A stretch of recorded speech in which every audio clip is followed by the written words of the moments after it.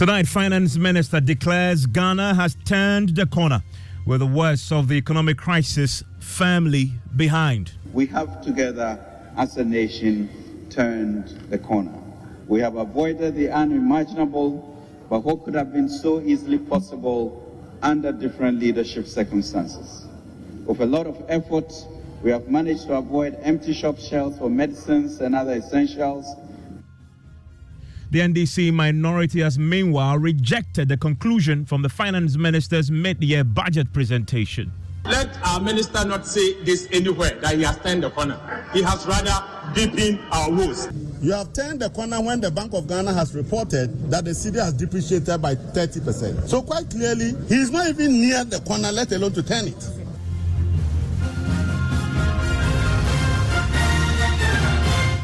This is Top Story with Evans Mensah.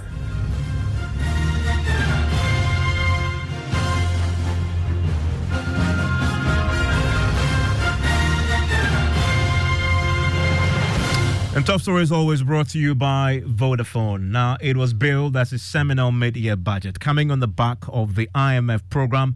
And when the Finance Minister, Ken Ofori-Atta, took to the floor of Parliament today, he was determined to declare the end of the worst of the economic crisis. It is no exaggeration to say we cannot find another period in our history where so many different headwinds hit our economy at the same time with unrelenting speed and scale. Thankfully, as the members are beginning to show, and as many honorable members of the House have indicated to me in our engagements, we have together, as a nation, turned the corner. Turned the corner, Mr. Speaker. We have avoided the unimaginable, but what could have been so easily possible under different leadership circumstances. With a lot of effort, we have managed to avoid empty shop shelves for medicines and other essentials. We have seen no shortage of food.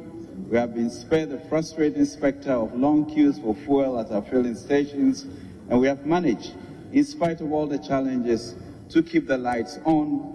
Indeed, as the psalmist said in Psalm 118:23, this is the Lord's doing, and it is marvelous in our eyes. He says Ghana is now set to experience economic activity greater than anything experienced in the Fourth Republic. 2022 was the most difficult year for me as Ghana's finance minister. On July 1st, 2022, we took what was then a difficult but necessary decision to request support from the IMF to implement our post-COVID-19 program of economic growth. The country was going through a dire period of economic uncertainties and despondency. Mr. Speaker, we have turned the corner, and more importantly, we are determined to continue down that path. Soon, we expect the measures taken resulting in economic activity greater than anything experienced in the history of the Fourth Republic. Our plans and programs should soon lead to a sustained increase in domestic production, including manufacturing and farming, replacing many of the products that we are used to importing. Mr. Speaker, when I presented the 2023 budget in November last year, I indicated that we will pursue major fiscal and monetary policy measures within the framework of the PCPEG. Our coordinated response to the macro fiscal challenges, which His Excellency the President charged us to develop in March 2022 before going to the IMF, that's the PCPEG. Well, one of the major challenges confronting government going into the mid-year budget presentation was the huge size of Ghana's debt, including debt owed to the independent power producers. The Finance Minister today announced government is pursuing an aggressive restructuring of that debt. The cash waterfall mechanism and the natural gas clearing have been used to equitably distribute revenues in the sector. Under the updated ESRP, the cash waterfall mechanism is being reformed to ensure mandatory compliance to provide cash flow predictability to key players, IPPs and state energy entities within the energy sector. To address the impact of excess capacity payments on the economy, government has sustained collaborative engagement of IPPs. Currently, IPPs are being engaged to restructure their accrued outstanding balances and eliminate payment shortfalls and arrears accrual in the sector. The gas sales agreement between VRA and NGAS has been renegotiated to reduce the take-or-pay commitment and other financial obligations to the state. Mr. Speaker, the World Bank estimates. Let's get some reaction to that. It's a huge part of the debt, and government today is clear that the plan going forward is to restructure the debt that has been accrued, and of course that the IPPs have been demanding that they should be paid. That now will be restructured. Let's bring in Alikplim Petogbo, who is the CEO of the Chamber of Independent Power Producers. Alikplim, thanks for your time. You're on Top Story. Thank you very much, Evans. You heard the finance minister. Is that your understanding of what is happening, that the debt will be restructured? Thank you. I have heard his presentation and his comment on attempt to restructure our debt. I think we have been very emphatic with our position regarding the debt restructure, unless it's something different from what I have in mind. And it's a question of what you want to restructure. And we have always indicated that our arrears are actually our cost of service, and for that matter is not under consideration for restructuring. Clarify that again. So you're not opposed entirely to restructuring, but there's an aspect of the debt that you don't want to restructure. Which is that again? Explain. I mean, we have been very emphatic that to restructure our debt is not acceptable. And I'm saying that unless it's something different that I do not know of, but it's a question of what do you want to restructure? And we have indicated that the arrears in question pertaining to us is actually our cost of service. For that matter, cannot be restructured. Let me read to you what the finance minister said. I just pulled out his exact words. He says, currently, IPPs are being engaged to restructure the accrued outstanding balances and eliminate payment shortfalls and arrears accrual in the sector. Okay, what I can speak to is that they have proposed a renegotiation, not engaged for restructure. And the word is renegotiation, and I have indicated that for that we are comfortable with that word. But to talk of a restructure, no, we are open to a payment plan regarding our arrears. In other words, just to clarify, you want to renegotiate, and that's what you're into. That's what you understand is happening, where your government can say, we want to pay you, we'll pay you what we owe you, but we'll pay you over a certain period of time. But you don't want to restructure where possibly you may have to take some losses. That's what you don't want to entertain. Exactly. That is what we don't want. Have you told... And, for the renegotiation, there are different things that can be looked at. It may not necessarily be only the arrears. Certain portions of the contract can also be considered. And from what I understand, the ECG had been engaging you using that same basis of renegotiation, including trying to renegotiate some existing contracts, changing some of the terms in there going forward. That's something that has happened, has it not? Exactly. It's actually ongoing. So, considering that this is now an official document presented by the finance minister, and he chooses to use the word restructure of accrued outstanding balances, eliminate payment shortfalls and arrears accrual in the sector, I wonder, in these negotiations, have you been emphatic to the government that you will not entertain restructuring? I think we have communicated that in 3 different correspondences to government. I would take his mention of restructure in his presentation as a proposal, which I believe is very much aware of our position regarding that. In these meetings, has the finance minister himself been part of it? Not that I can mention. I've not, because they are engaging the IPPs individually, but none has actually mentioned his presence or attendance at those meetings. Is it possible that in these individual meetings you may not be in there, but government actually is pursuing a restructuring agenda and strategy with them and not simply renegotiating? Well, not that I can speak to at this point. But to the best of my knowledge, what we are doing is renegotiating and not debt restructure negotiation. If it turns out, and from what we now are reading in the media budget review, that what government really wants is to restructure, what's the move from the IPPs now? What I have indicated that what I have heard, I will take it as a proposal coming from him. But before today, we have indicated our position. So I would like to take a position on the posture of a renegotiation process that is going on. So decision on that has already been communicated that we are indifferent to it. If you take this as a proposal, then I hear you say that if it's a proposal and has been put in the media budget review, then you reject it. I think we have already communicated our position earlier. Let's talk about how much you're owed. We heard this week, in fact, sometime last week, that the arrears have now stand at more than $2 billion. What's the exact amount? It's about 2.3 billion. I think by close of today, that is where we've gotten to. $2.3 billion. But you were in some negotiations with the ECG, and you were on my show, I remember, with him, the MD of the ECG, Mr. Dubik, and it was clear that as far as the arrears are concerned, that was not part of his mandate. That has been ring-fenced going forward. But the arrangement he had was that they will remain current on bills that you submit going forward. Have you been paid your latest bill you submitted to the government? Yes, we've started the process. I think he made the first disbursement to us, right, for the month of July. And just this afternoon, he has given me an indication that the next payment is on the line. So they've paid part of it already. What they've consumed in the last month?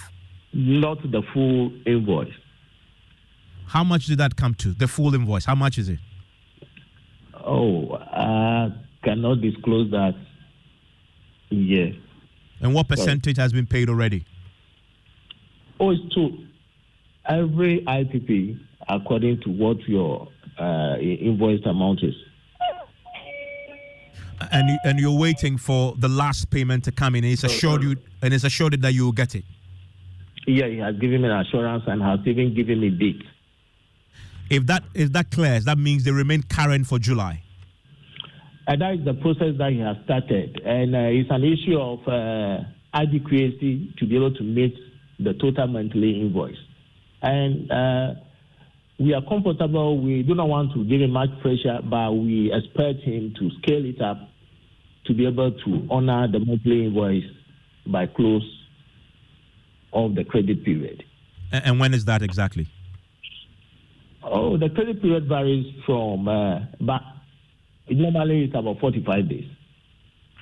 And so that clearly from what you're saying, that is something that is going according to the plan from that meeting and the agreement. When do you hope to sit again for the renegotiation of the arrears? Is that happening, and when is the next meeting? Well, the renegotiation team will actually communicate timetable to the various IPP, but we have an engagement with the ECG this Wednesday, and to continue our collective discussion. You're hoping at the end of this, when it comes to renegotiation, what is the roadmap for you? What outcome will best suit your members? What's the end game for you? You know, what we are looking at is basically how government intends to settle our arrears, and going forward, how do you intend ensuring total payment of our current invoices to prevent future accumulations? That is what we are going into the renegotiation with. Any other issue can be considered. Well, thank you very much, Alec Mapetogbo there. He leads the Chamber of Independent Power Producers, announcing today that as far as restructuring of the debt is concerned, they reject that. It's not a position that they can entertain. They can only renegotiate, not to take losses. We've heard that from the Finance Minister today in the media budget review, that they're engaging them to restructure. Definitely tension there already as they go into the negotiations. I want to bring in right now for a quick reaction. Also joining me is Chuma Kwaba, who is the CEO of the Association of Ghana Industries. Will join us pretty shortly for his thoughts. I want to go to Parliament and bring in the ranking member on the Mines and Energy Committee. He's also a member on the Finance Committee. Joins us right now. He's a former Deputy Power Minister also, Mr. John Jinapor. Mr. Jinapor, thanks for your time. You're on Top Story. Thank you. You heard the Finance Minister today. Give me your quick reaction. I'm surprised at this Finance Minister. Look at the data. The data is at complete variance to what the Finance Minister is telling the people of Ghana. That he has made a certain turn at the corner. You make a turn when you begin to see positive indicators. And clearly, if you look at the budget, indicators are spelled out clearly in the budget. For instance, this is a finance minister who promised that there will be zero domestic financing. And you can check this in Appendix 3A of his own budget statement, and I refer to page 113. If you look at the original budget, his financing was supposed to be zero domestic. Now he is saying that he will borrow 46 billion. Even 46 billion. What is the size of Ghana's economy? And look at the debt relief this finance minister and the economic management team has gotten. Bank of Ghana, based on their current financial statement, almost 60 billion. 60 billion is a huge amount. So I just don't get what this finance minister wants to do. And I guess Moreover, proceed. Is it okay now? Proceed, yes. Moreover, when you take his own statement, and I refer to the statement, but there's a budget itself, and the speech he presented, page 19. Overall GDP, the target was 2.8. He's reduced it to 1.5. Non-oil GDP, the target was 3. He's reduced it to 1.5. End of year period inflation, which is critical because inflation is the core issue. The target was 18. Now he says that we're going to end up the year with 31%. From 18%, 31%. So which corner has this man turned? Primary balance. And the primary balance is good simply because the finance minister and this decided they won't honor the coupon payments. In fact, as we speak, all the bonds that they have contracted, the coupon payment unilaterally, without any consensus, they've decided they will not pay. Even worse of all has to do with your gross international reserves. It will cover only 0.8 months, not even 1 month. Not even 1 month. And this man has the audacity to tell the people of Ghana that he and this government, they've turned the corner. But John, he is clear in the indicators he's used. When he says it turned the corner, he quickly talks about inflation slowing down. He talks about interest rates slowing down. And he talks about the rate of depreciation again slowing down. And if you look at the numbers, he is right if he's using those indicators, because you look at the interest rate currently, they are at 30%. And this is something that had climbed all the way to 36 and had slowed down and is currently at 30 and had maintained over the last few months. If you come to inflation again went all the way to 53% and has dropped to 45, and in the last 2 months appear to be making a slight climb. But even there, it's been very marginal. His point is the worst is behind us, as you know. I mean, before the IMF, we were really in a dark place. We did not go the way of Sri Lanka. We got an IMF deal, and the path to recovery is clear. That's the point he's making. No, Evans, please, let's contextualize it. The man says that following the IMF program, inflation will end at 18.9. That is his target. It's not my target. I didn't set this target. He came and told us that, look, I've secured an IMF program. This IMF program is so good, so much so that by the end of the year 2023, the rate of inflation should be 18.9%. Today, he's telling you that I can't achieve that. And the variance is the dispersion between what you anticipated and what you're actually getting. Inflation will end at 31%. Do you know what it means to have an inflation rate of 31%? You were talking of 45 years. Have 45 for a year and 31 for a year, and do the compounding effect of these two inflation rates on your purchasing power. You are worse off. Despite having received about 60 billion cedis worth of domestic debt exchange from the Bank of Ghana, and the Bank of Ghana is not a profit-making entity. So when the Bank of Ghana says that it is giving government a haircut of close to 60 billion, look, when you reduce it in economic terms or financial terms, it means that you and I will pay for that. Because the Bank of Ghana does not engage in real business to make profit. In fact, when they make profit, under the law, they are compelled to transfer that to the consolidated fund. So where is that 60 billion gap coming from? Look, we are in a terrible situation. You just spoke to the Chamber of IPPs. Yes. And they told you that the finance minister, in plain language, is daydreaming. Because they are not ready for what the finance minister is talking about. And yet this man tells us he's bend the corner. Which corner? Mr. Jinapor, of course, there are still challenges, but look at the context in which he says this. He says, quote, the economy is showing signs of recovery. And he goes to some few indicators. The exchange rate has stabilized, and I'm quoting, inflation has softened, interest rates have declined since December 2022. Those are facts. Evans, he's completely wrong, and let me tell you why he's completely wrong. Recovery? Let me tell you why the finance minister is completely wrong.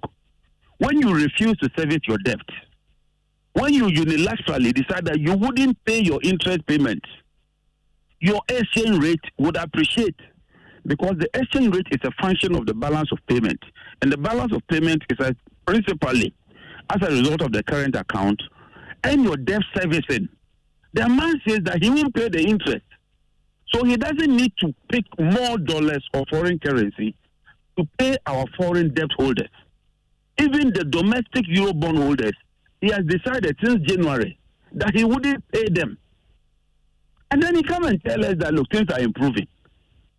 It will take us 10 years minimum before we can regain the capital market.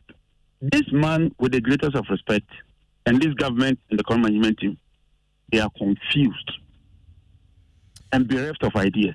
Because when you have such a challenge, when you can't even service your debt obligation, you cannot, because you can't pay.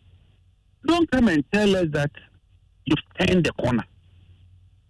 I mean, I'm so surprised, and I'm sure that people who have some basic knowledge of finance and economics will be asking whether this man really understands what he's doing.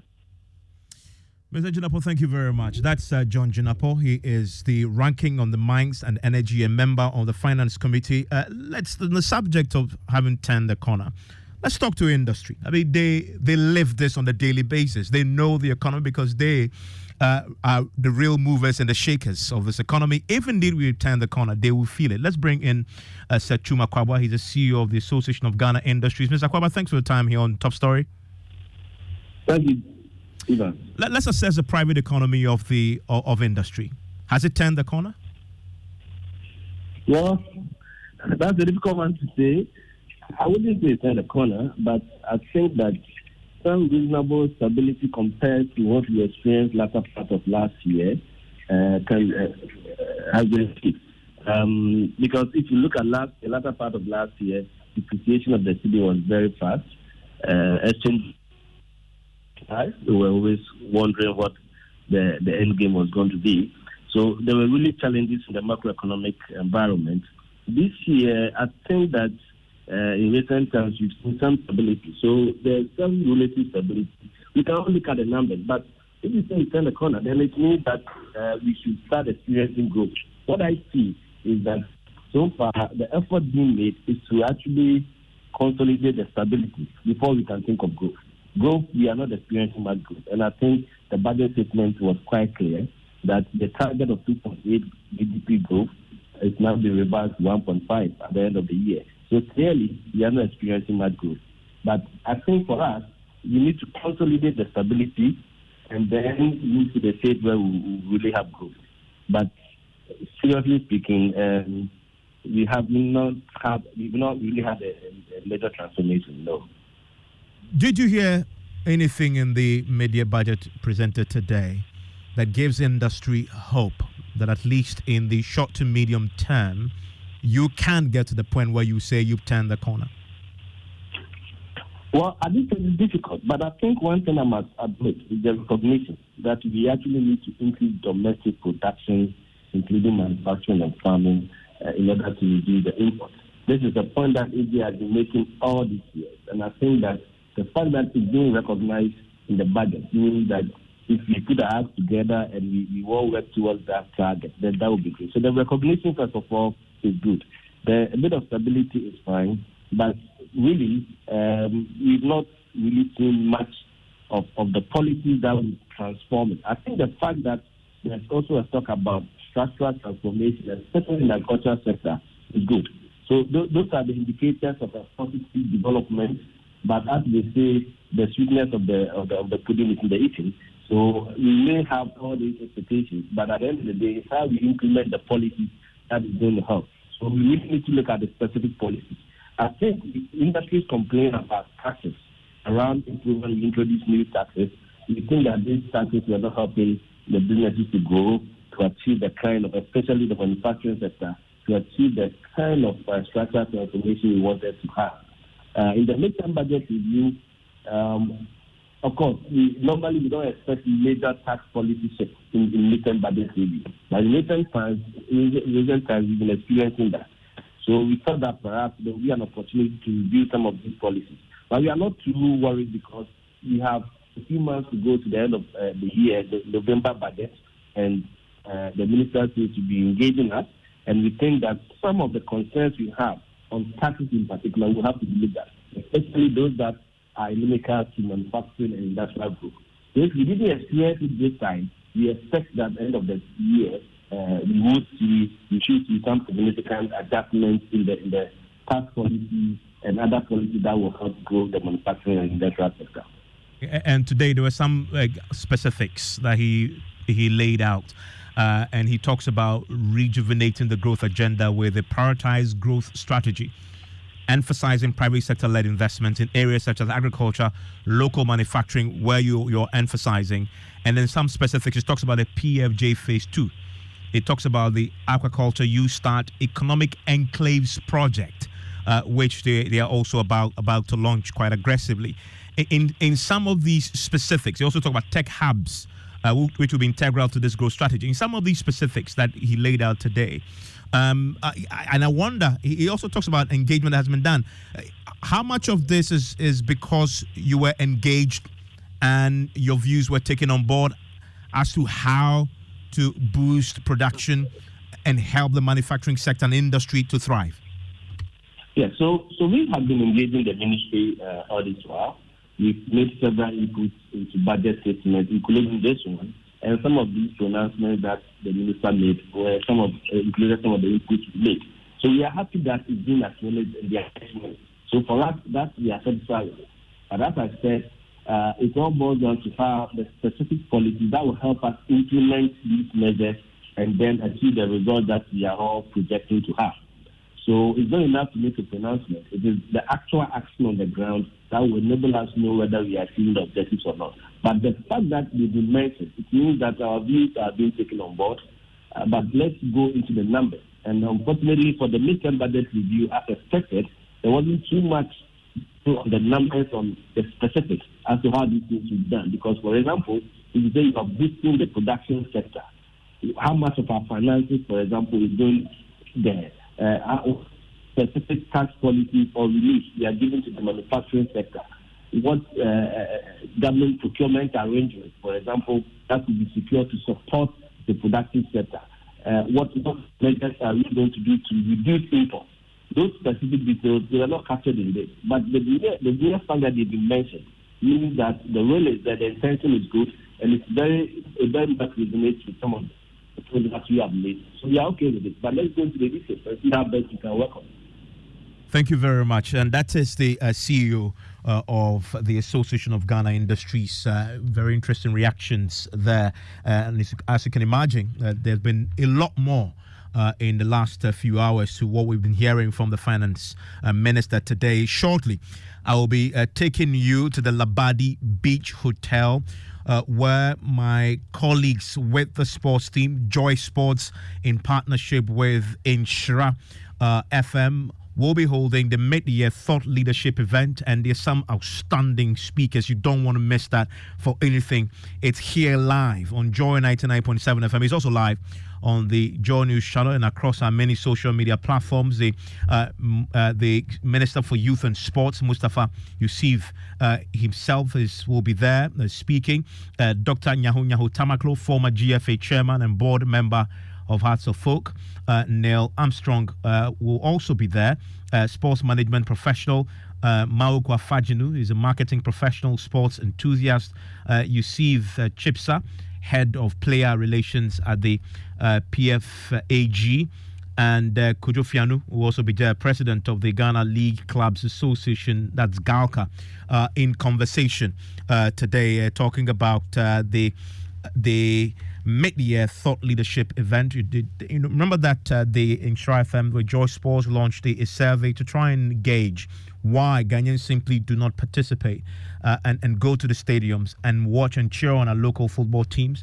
This is a conversation to try, first of all, look at what the data is saying, and also talk about how to implement what the solutions are from all the conversations that have been had and what people have suggested in the poll. So stay with us here on Joy 99.7 FM. We'll take you to the Labadi Beach Hotel pretty shortly. Let's stay with the mid-year budget presentation today. I want to bring in right now the president of the Ghana Union Traders Association, Dr. Joseph Obeng, joins us right now with his own thoughts on what has been said by the finance minister. Dr. Joseph Obeng, thanks for your time here on Joy 99.7 FM. Now, we had the finance minister today, and I've heard your expectations going into this. You wanted to hear about strategies and policies that will help and facilitate the ease of doing business for you and your members. Did you hear that today? Please, if we can do that again. Did you hear enough from the finance minister today?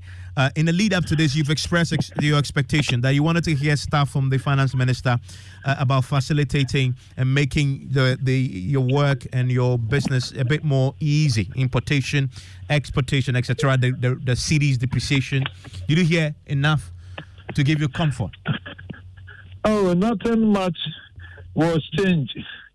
Even though they did not introduce new taxes and all that, the status quo remains. And that cost of doing business still is going to